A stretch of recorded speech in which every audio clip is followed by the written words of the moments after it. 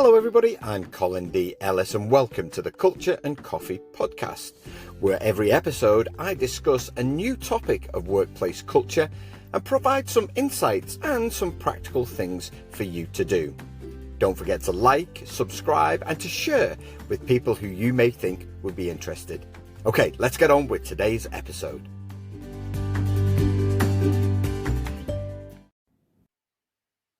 Hello everybody, it's Colin here. Welcome to another episode of the Culture and Coffee podcast. Today's coffee is from Watch House. That's the name of the people that produce the coffee, which is from Costa Rica, with notes of pineapple, white grape and molasses. And it's a cute, for those of you watching the video, it's a really cute kind of little box with the coffee inside it, which I bought in a great cafe opposite Hampstead Heath on a beautiful, beautiful, beautiful autumn, not just beautiful, but beautiful autumn day in London, which kind of makes you forget when the weather's truly terrible. Can't beat London on days like this. Can't beat London. Anyway, delicious coffee, it really is. Today's session is all about bullying. Now, what made me want to record this session was two reports that appeared in the media in different parts of the world last week. The first was from Sky News, which reported on the NHS staff survey, where 26,000 staff had been the victim of assault, touching, sexualized or inappropriate conversation or jokes from colleagues. 26,000 people, all right, have been affected by that. And then the next one was from media in Australia, who were reporting on Nine Entertainment Group, who have had a very public toxic culture, as is the way these days. And I don't know why senior leaders are not taking this seriously. There's still this almost reluctance to accept that the world has changed and that, culture is in the spotlight and the media are interested. Anyway, the story's been going on for a while. The report was finally produced, finally made public last week. And in it, 49% of all staff, said they'd experienced bullying, discrimination or harassment. So half of staff had said they'd been bullied, discriminated against or harassed. It's just absolutely appalling statistics. So I thought, well, I think I should talk about this. I think I should talk about what bullying is, because maybe there's some people that don't know. Maybe there's some people that haven't quite caught on. And for those of you who are listening, as I did with my book, Detox Your Culture, one of the first kind of sections in there was, are you the problem? Because I think sometimes people aren't always aware of their behavior. So listen, we'll talk about some of these things. And I don't for 1 minute think that some people do it deliberately. I think some people do, but I think others just kind of lack self-awareness and maybe don't think about the consequences of their actions. So in this session, I'm going to talk about bullying. I'm going to talk about what it is, and then I'm going to talk about the effects that bullying has on people, just in case you're not aware of that, and then kind of the things that you can do to actually address bullying, which is often the hardest thing to do. I dedicated my book. I put this on LinkedIn last week, actually.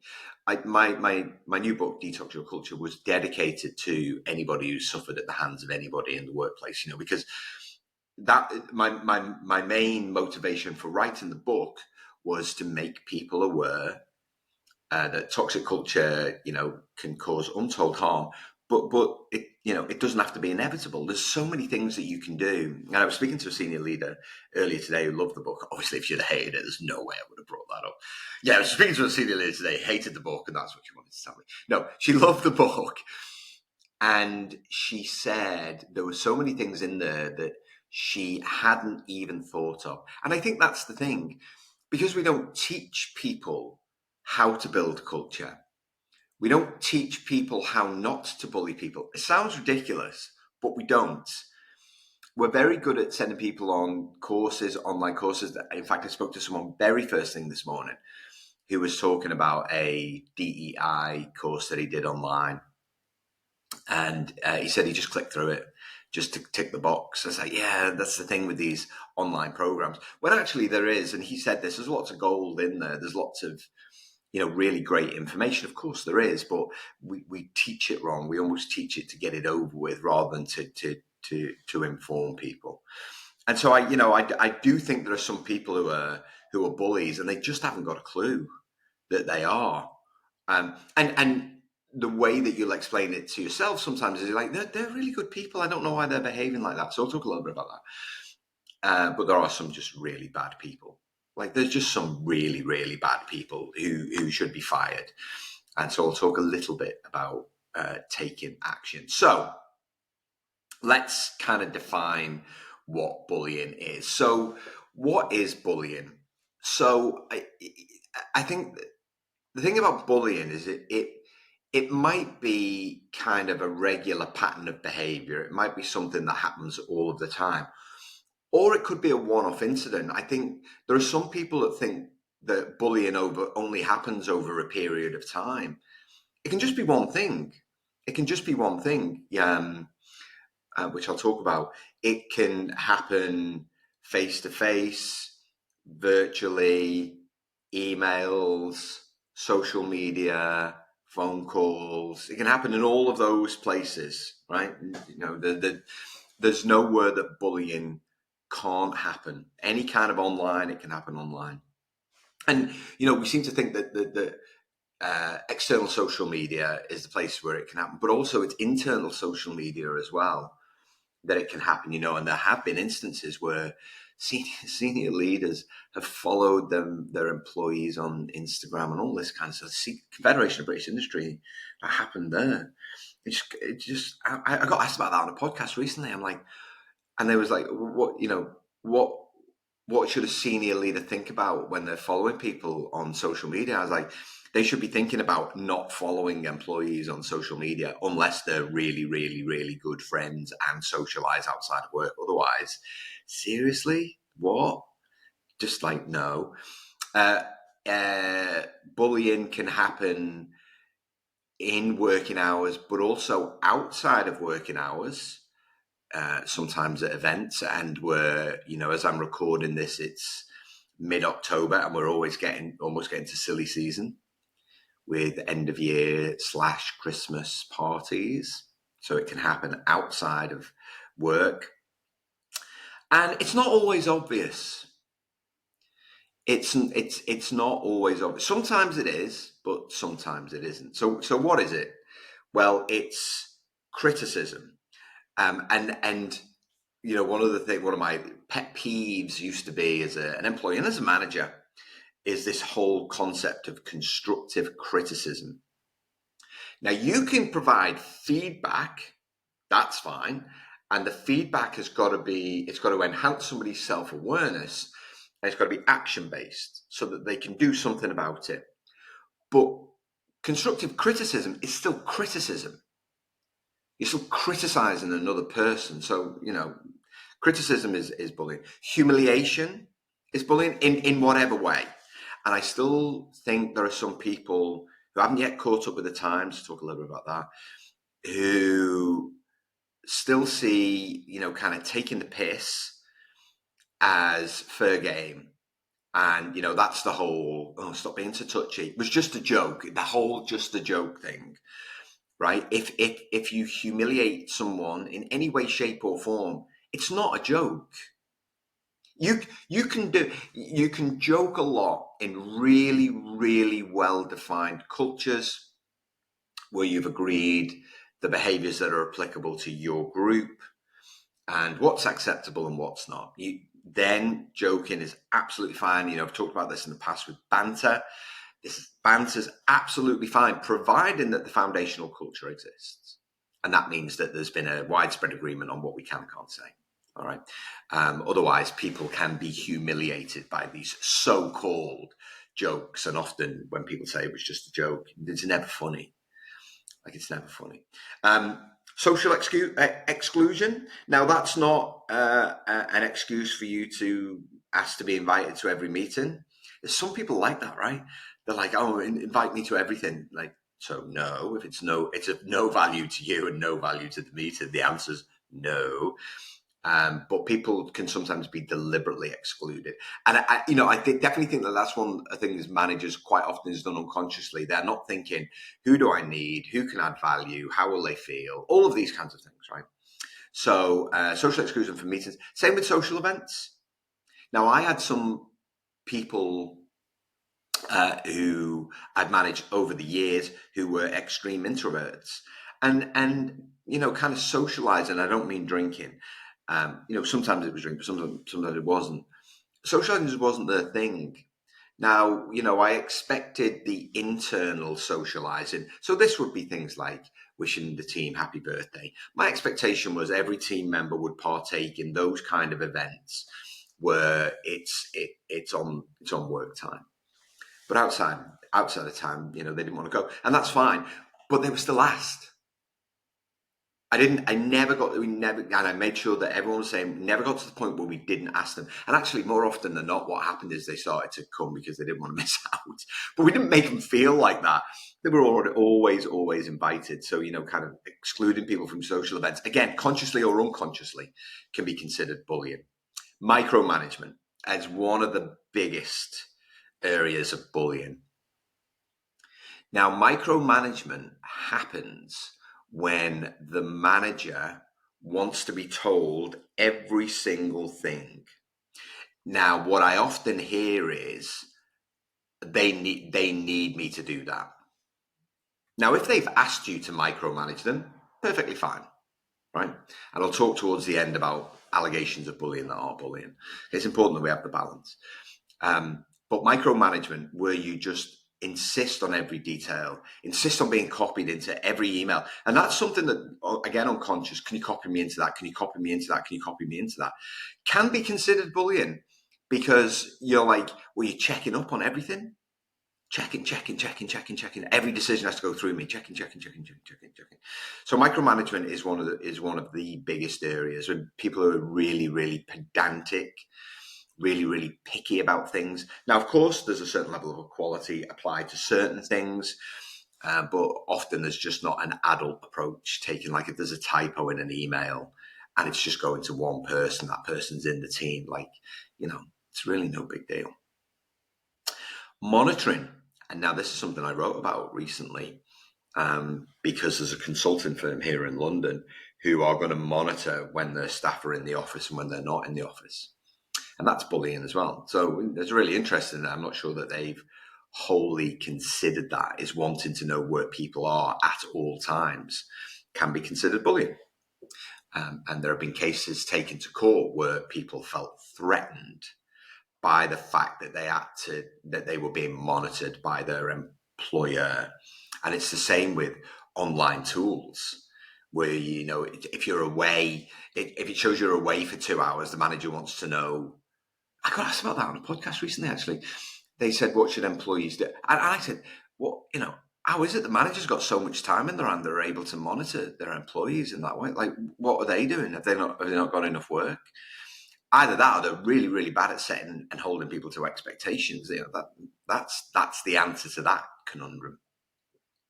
Then you've got the more extreme stuff. You've got verbal abuse.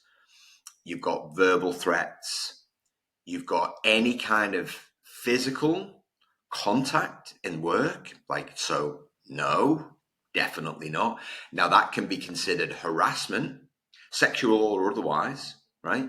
If physical contact, and I spoke at a conference recently, and what would your advice be? Because they were talking about hugging. I was like, my advice would be no physical contact. Like that would, now if you're really close as a team, been working together, you've got an agreed way of behaving, fine, that's your cultural norm. Otherwise, no.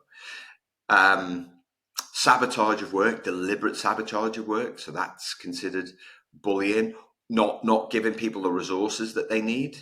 Sometimes it's not giving them the people that they need to get the job done. And then the last one is just so childish, and yet I see it and hear about it time and time again, gossip and rumor. And everybody does it. If even once last week, or maybe this week as you're listening to the podcast or this session, if even once you've said something bad about behind someone's back about someone else, then you're complicit. And that's the kind of thing that I really want people to be aware about. It's not considered bullying when you say good things behind people's back. So do that. Do that. And if you haven't got, it's that classic thing your parents told you, hopefully they told your parents or your guardians, is if you haven't got anything nice to say, don't say it at all. Right? If you've got beef with somebody, then, talk to someone who can do something about it. So all of these things are considered to be bullying. And the whole, well, you can't say anything these days, Colin, can you? You can't do anything these days, Colin. Oh, you have to be so careful these days, As comedian Stuart Lee does a great bit on these days. And yeah, these days you can't. These days you have to think. These days you have to be cognizant of your actions, your words, your communication style. These days you have to recognize that the world is very different than the world that you grew up in. And these days, here we go again, is the world changes probably every 6 months. And so it's really incumbent upon every employee to educate themselves. It's incumbent upon every HR department to educate managers. I've talked about this before, is we don't train managers on how to be managers. HR should be investing in this every year. The organizations that will have the best cultures are the ones that train their managers how to be managers in a contemporary way and put time, thought, effort, and money into that. Sending people on an online course ain't going to do it. The best learning is still done face-to-face in person unless it's impossible to do so. And if you do it virtually, then there has to be some kind of accountability to make sure that they put it into action. So that's what bullying is. What are the effects on people? Well, you'll be surprised to learn it has a significant impact on people's mental health, which, kind of generates all kinds of psychological, physiological impacts. So stress, anxiety, depression, and all of the things that those things lead to, like from very minor things like headaches, migraines, loss of sleep, to serious illness. One of the things I talk about in the book is that if you work in a toxic culture for a long time, and that might mean you're being bullied for that period of time, you are 35 to 55% more likely to contract a serious illness because of the stress, the strain, the anxiety. And of course, bullying also leads to suicide. Really, I really don't think people think enough about the consequence of the actions, their behavior, the way that they treat people. Now, the way that bullying shows itself is in the changed behavior of employees. And so it's always something to look out for. Higher absenteeism. All right. There will be gossip because that's the nature of work. And if it's all about the same individual and their behaviors, then there's a good chance that individual is a bully. High rates of turnover, but turnover of good people. Because this is not the good old days where people used to stay in a job 15, 20 years. That generation of people is dying out. Millennials, Gen Z, usually 3 to 5 years, then they move on. Unless they're working in a really great culture, in which case they're happy to stay with the organization, providing that you provide them with opportunities. Remember, they've been raised differently. They've been raised to expect advancement in lieu of good work. They're not going to sit around and wait for 10 years to be next, like many organizations still have. And of course, if you're monitoring things like productivity, most organizations don't, but if you're monitoring things like productivity, you'll notice a dip. And of course, it'll show itself in the engagement survey, and people will actually write down. If it's anonymous, they'll write down. If it's not anonymous and it feels safe to be able to record it, then they'll do that. But for most people. If it's anonymous, they'll let you know. So what can you do? All right, let's round this up. What can you do? So if you're on the receiving end of bullying, and I sincerely hope you're not, it happened to me once and I dealt with it.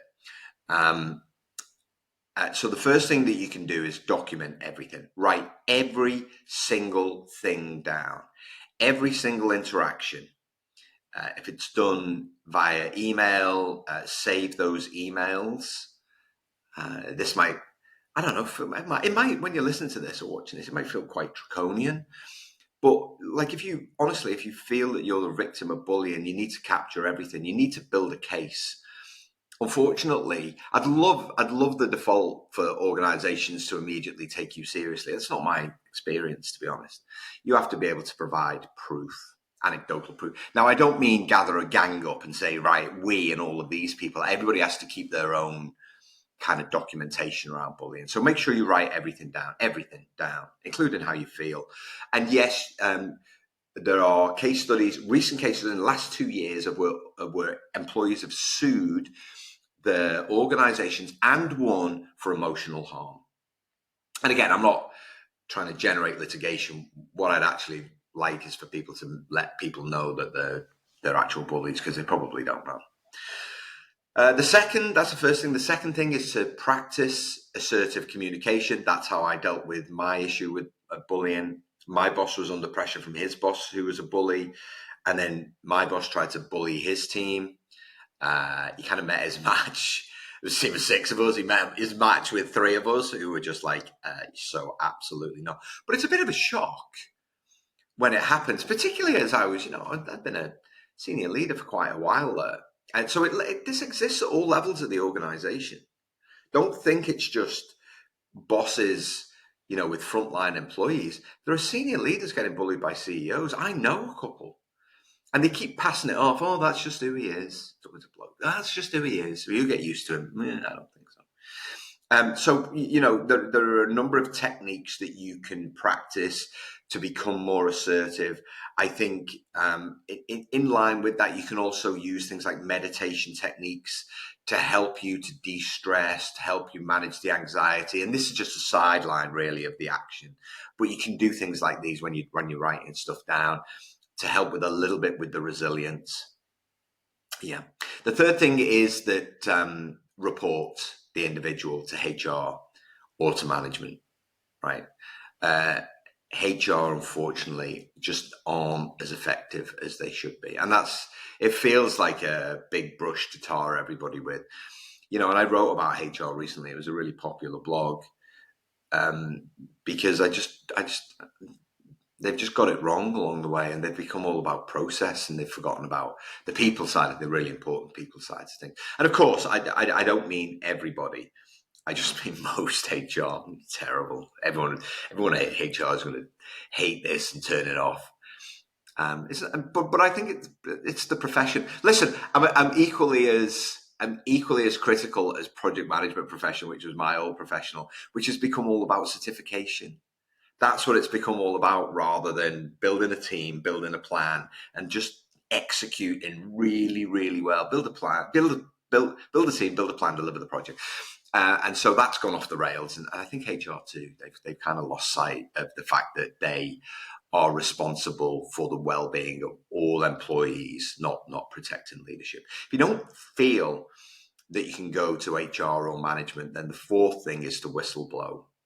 Now, many organizations are actually setting up whistleblowing now. The NHS, for example, they've established a whistleblowing hotline, and that's a massive organization. I mean, honestly, any company worth its salt that's investing in culture, if you're doing all of the right things, you don't need a whistleblowing mechanism. Netflix don't have one because they have a constant feedback culture.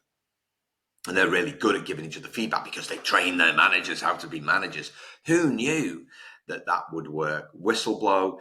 If you're going to go to the media, think really, really, really carefully about how you're going to do it from a reputation perspective. It's something that I talk about in the book, in Detox Your Culture, the things that you really do need to think about if you're going to go, because you can bring unwanted attention on yourself. However, having said that, sometimes people feel that they've got no option.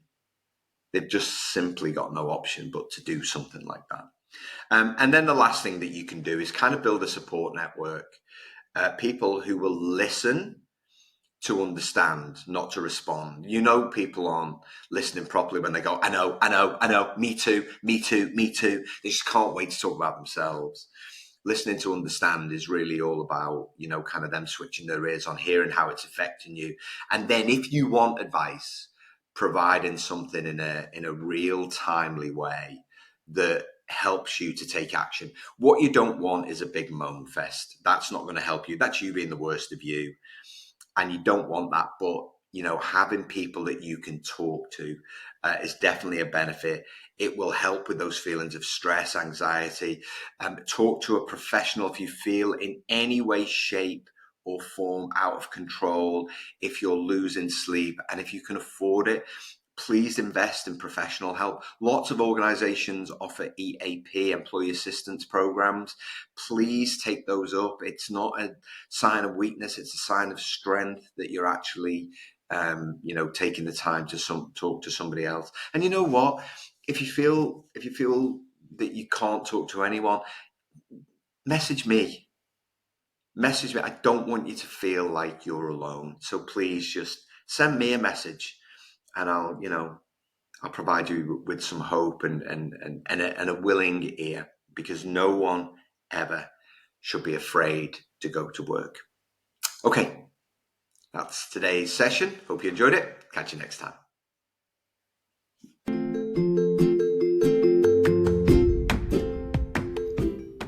Thanks for listening to today's podcast. If you'd like to find out more about how I can help you transform the culture of your team, head to my website at www.colindellis.com.